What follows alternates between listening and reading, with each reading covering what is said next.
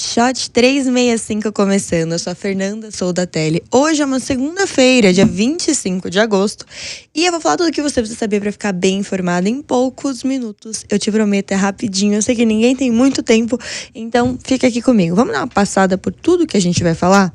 São 7 assuntos, como sempre.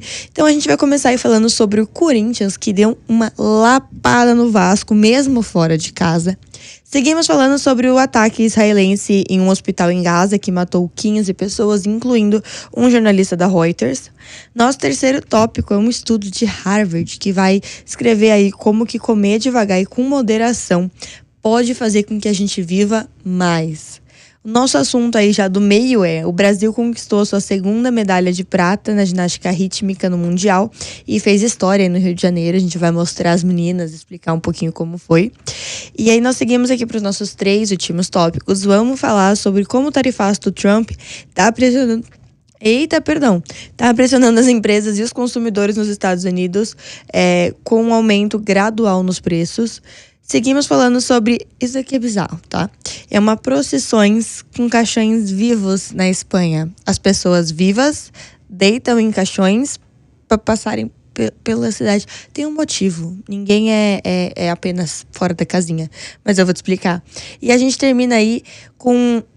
Os alienígenas devem existir, mas eles não estão nem aí pra gente. O que eu acho um pouco triste, porque a gente se importa tanto com eles. A gente tem filme, a gente tem tudo, e eles estão nem aí pra gente. Mas eu vou te explicar, eu não tirei essa informação da minha cabeça.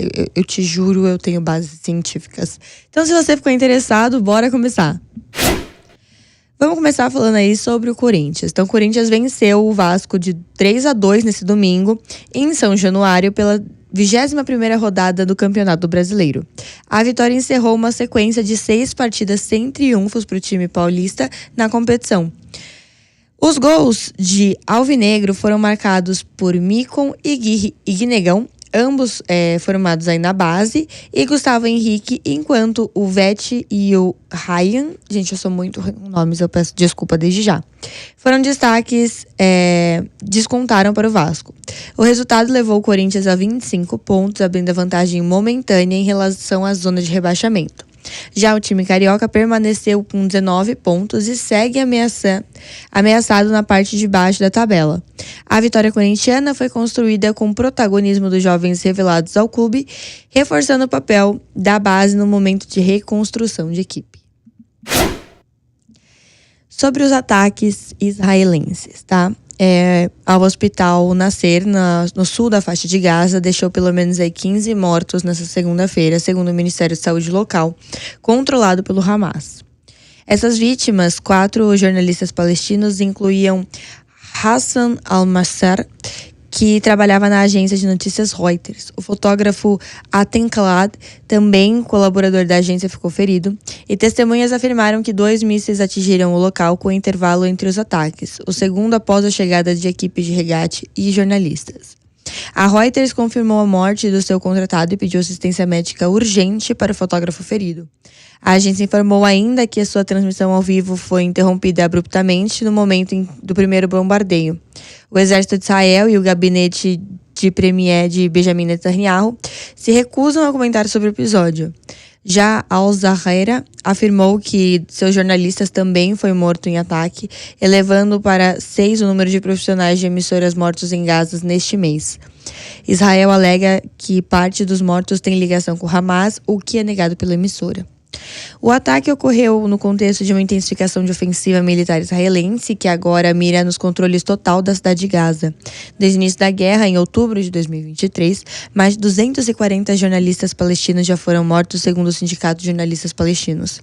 Israel proíbe a entrada de correspondentes internacionais na faixa de Gaza e obriga veículos estrangeiros a dependerem de profissionais locais para a cobertura do conflito. Vamos falar... Você come devagar? Isso é muito importante. Provavelmente a sua mãe já falou que você tem que mastigar bem os alimentos, mas isso também é para você não engasgar. Mas Harvard descobriu outra coisinha.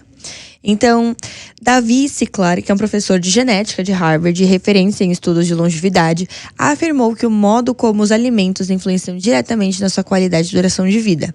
Para ele, o segredo está na moderação. Interromper as refeições quando se atingem a 60% da saciedade pode ativar um mecanismo de regeneração celular. Exato, celular de célula, tá? Comer devagar, com atenção, também contribui para ativar genes ligados à longevidade, além de melhorar a saúde geral e retardar o envelhecimento. Ciclar recomenda priorizar alimentos ricos e com compostos protetores como os polifenóis. Gente, é muito cedo. É segunda-feira. Não dá um desconto.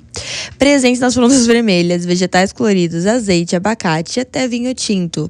Com moderação, tá? Tudo que a gente tá falando aqui é com moderação.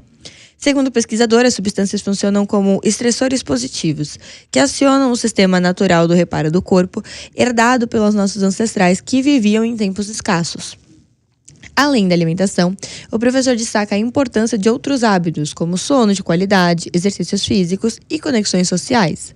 Esses fatores são comuns em regiões conhecidas como zonas azuis, onde as pessoas vivem mais e com mais saúde. Para ele, viver bem por mais tempo depende menos da genética e mais de escolhas diárias. Começando aí pelo simples, que é comer com consciência, fazer um pratinho bonito, exercício físico, nada muito além do que a gente sempre ouve. Bom, vamos falar sobre as meninas que conquistaram aí o Mundial de Ginástica Rítmica. Se você não está me vendo em vídeo, abra aí o seu celularzinho, tem uma fotinho delas aqui no momento em que elas ganharam as medalhas, né? E o Brasil conquistou sua segunda medalha de prata no Mundial de Ginástica Rítmica, realizado no Rio de Janeiro, com uma apresentação de destaque no final da série mista de 3 bolas e 2 arcos. A equipe formada por Duda Aracaki, Nicole Pirício, Sofia Madeira, Maria de Paula Caminha e Mariana Gonçalves atingiu a nota de 28,550, superando o desempenho da prova anterior. A prata se soma ao segundo lugar conquistado no conjunto geral de sábado, quando o Brasil somou os 55,250 pontos. Nessa nova disputa, a seleção brasileira ficou atrás apenas da Ucrânia, que obteve 28.650 pontos, uma diferença mínima de 0,1. A China completou o pódio aí com 28,350. No final da prova, com 5 fitas, no entanto, o Brasil terminou com algumas falhas, né? E terminou em 6º lugar, com uma nota de 22,850. E a medalha de ouro foi para a China, seguida para o Japão e Espanha. Ainda assim, o Mundial marca uma campanha histórica para a ginástica rítmica brasileira, com 2 pódios e grandes atuações. Então, parabéns aí para as meninas. Opa, não tirei minha foto. Eita, lasqueira. Vamos falar sobre como esse tarifaço do Trump está afetando as pessoas que moram nos Estados Unidos. Então, apesar das afirmações do ex-presidente ou do presidente Donald Trump de que as tarifas impostas durante a gestão foram absorvidas por países estrangeiros, as empresas e empresas internacionais, estudos apontam e dados econômicos mostram que seus consumidores e as empresas dos Estados Unidos vêm arcando de forma crescente com os custos dessa medida. O aumento dos preços em cadeia de suprimentos e bens de consumo tem sido progressivo, com impacto direto no varejo e na inflação.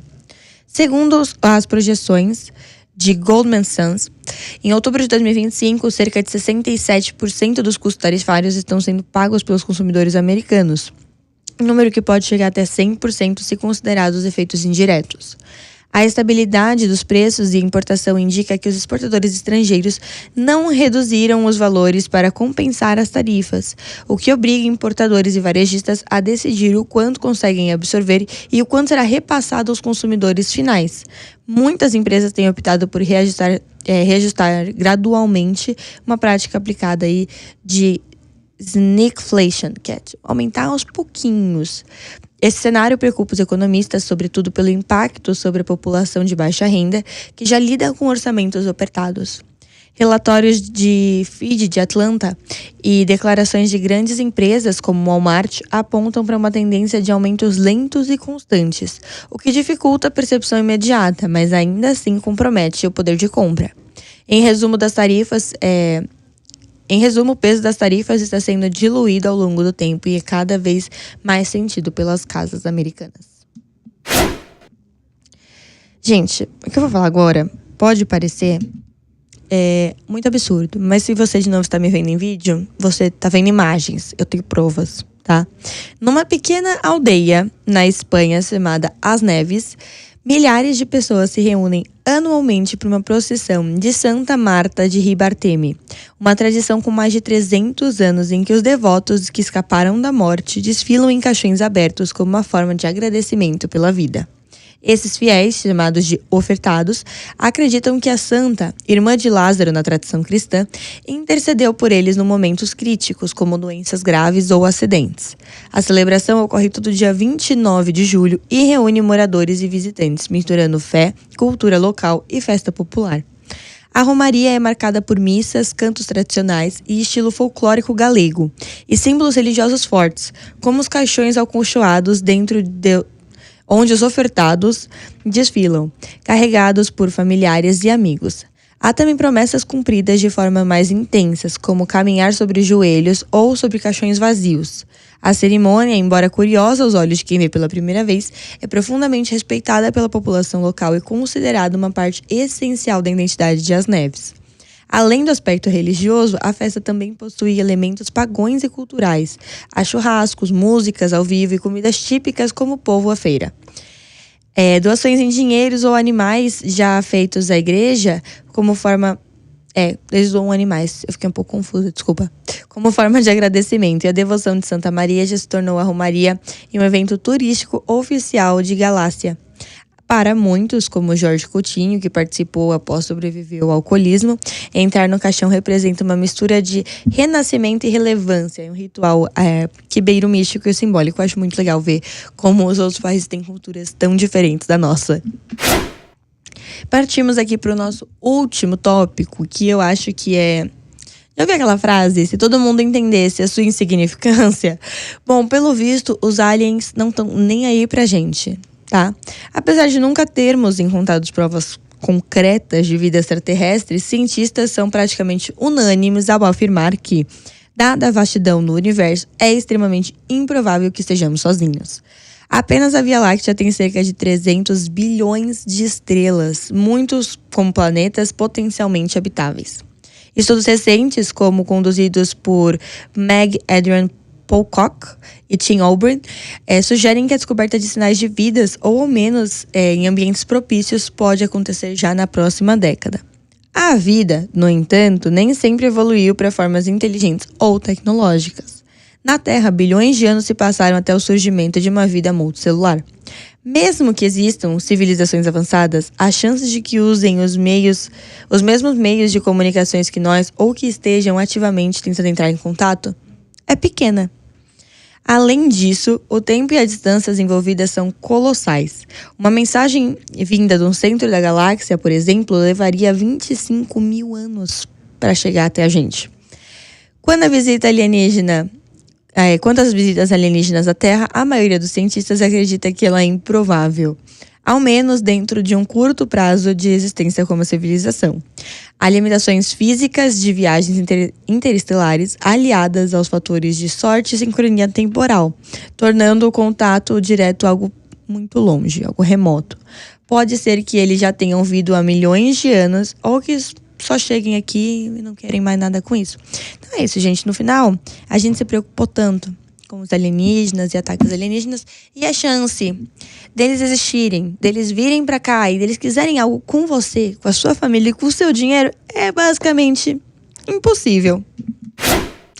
E dessa forma eu termino o shot de hoje. Eu espero que você tenha saído daqui muito bem informado, que você tenha uma ótima segunda-feira. E não deixe de seguir a gente nas redes sociais para continuar recebendo essas e outras informações. Então todas as nossas redes são @shot365_. E eu te espero aqui amanhã, que eu vou estar aqui amanhã cedo. Eu espero que você também esteja. Então é isso, gente. Até mais.